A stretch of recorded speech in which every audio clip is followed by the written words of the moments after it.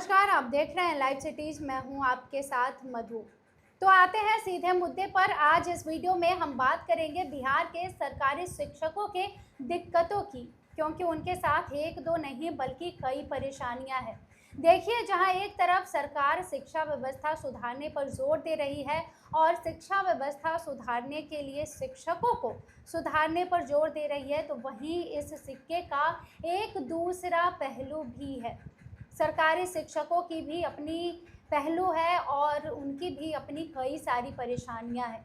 पहले ही शिक्षा कोर्स पर वो अपनी हाजिरी लगाते थे, लेकिन अब इसकी जगह पे दूसरी चीज़ लाई जा रही है। कोई दूसरा ऑनलाइन डिजिटल प्लेटफॉर्म लाया जा रहा है जहां पर उनकी हाजिरी लगाई जाएगी। लेकिन सिर्फ समस्या यही नहीं है, इस पर तो हम चर्चा करेंगे ही, उनका वेतन भी रुका हुआ है और भी बहुत सारी समस्याएं हैं। तो आज हम शिक्षकों के तरफ से बातचीत करेंगे और इस बातचीत के लिए हमारे साथ मौजूद हैं बिहार के जाने माने senior journalist Arun Kumar Pandey. Sir, आपका स्वागत है। धन्यवाद आपको भी।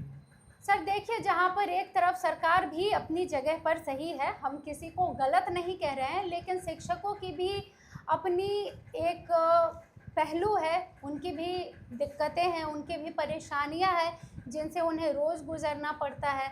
पहले सर पूरी बात बताइए।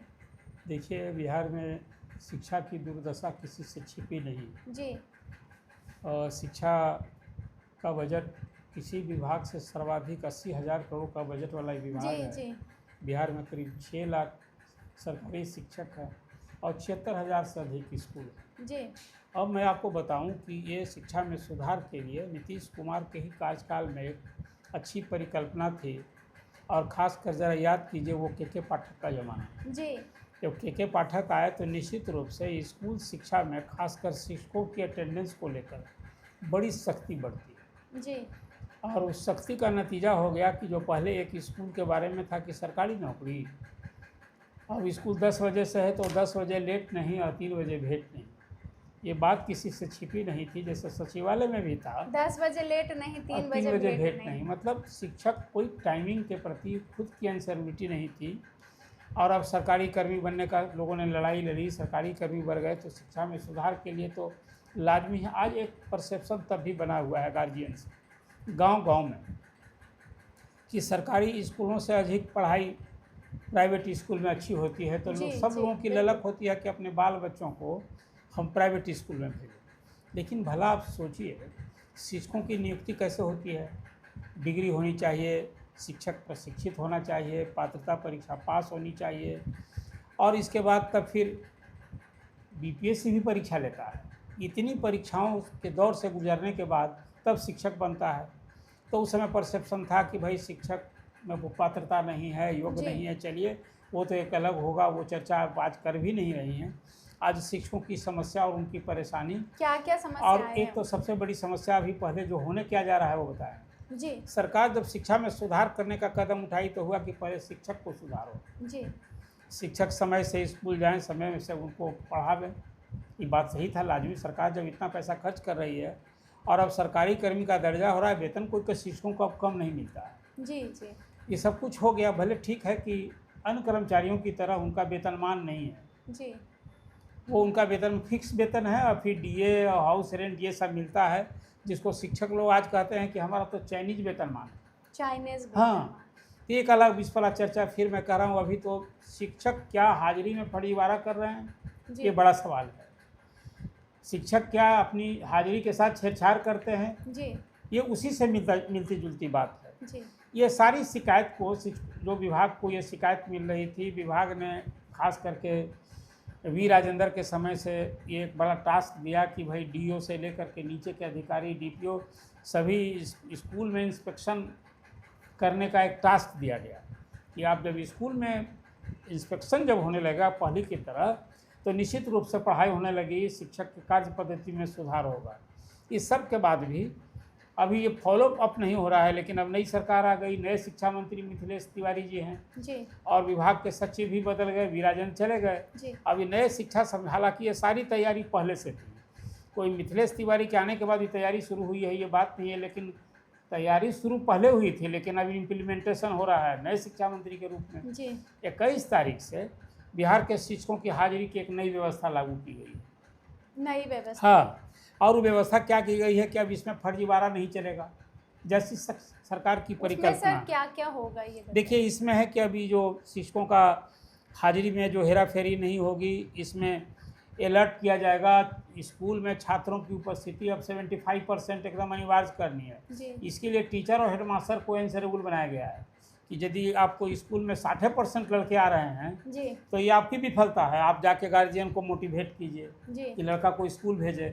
तो मतलब 75% अटेंडेंस जो है इसको मस्ट करना। देखिए, यही आधार बना दिया गया है।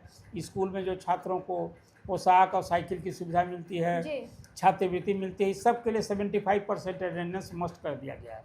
लेकिन अभी देखा जा रहा है कि स्कूल में शिक्षक की कमी नहीं है सरकार की नज़र में। जी तो मानते हैं कि अब तो बिहार में 29 छात्र पर एक शिक्षक हो जी गए। तो पहले व्यवस्था सुधारनी है। तो जो बात आपने पहली बात की कि जो अभी हाजिरी की नई व्यवस्था की गई है, तो अब उसमें सिस्टम एक किया है BEST। इस सिस्टम का नाम पहले ई शिक्षा कोष था ना, जी तो इसका नाम कर दिया है BEST। इसी के माध्यम से अब हाजिरी बनाई जाएगी। अब ये हाजिरी बना के स्कूल में छात्रों की उपस्थिति क्या है, छात्र होता क्या था ना कि पहले जो लोग बना रहे थे हाजिरी, तो वहाँ ऑफलाइन भी बनाना होता है। रजिस्टर में शिक्षक गए, जैसा जी, भी मॉर्निंग जी, चल रहा है, जी। सबों ने बना दिया 6:30 बजे कि हम पहुँच गए थे। बिल्कुल। और कहीं सिस्टम सपोर्ट नहीं किया या सचमुच में ऑनलाइन कोई लेट आए, ग्लिच हो गया। हाँ, ऑनलाइन में कोई और परेशानी हुई तो 6:15 6:30 ऐसे ही बनता था। लेकिन जब ऑफिसर जांच करने जाए तो दोनों ले जाते थे कि आप दिखा रहे हो रजिस्टर में कि हम समय से आते हैं, और तो आप ऑनलाइन तो बता रहा है, मतलब आप फर्जीवाड़ा कर रहे हैं। जी तो उसमें एक संदेह नहीं कि इसे शिक्षक प्रताड़ित किए जाते थे, उनसे दान दक्षिणा वसूला जाता था। दान दक्षिणा हाँ, भी शोकॉज वसूला किया जाए। कि आप शोकॉज वेतन रोक देंगे, नहीं देंगे, तो शिक्षक को ये परेशानी हो रही थी। जी अभी नया सिस्टम जो लागू किया गया है, इससे है कि शिक्षकों में इंसिक्योरिटी बढ़ेगी। अपने ड्यूटी के प्रति अब समय से जाएंगे ही। ऑफलाइन तो बनाना ही पड़ेगा, वो तो बनता रहेगा, लेकिन जी। ये नई व्यवस्था एक लागू की गई। जी तो आपने बात की शिक्षकों की और समस्या की, कहाँ समस्या का निदान हो पा रहा है। जी नहीं। अभी नियोजित शिक्षकों को 2 महीने से मार्च अप्रैल से वेतन नहीं मिला है, आवंटन नहीं किया है जिलों को।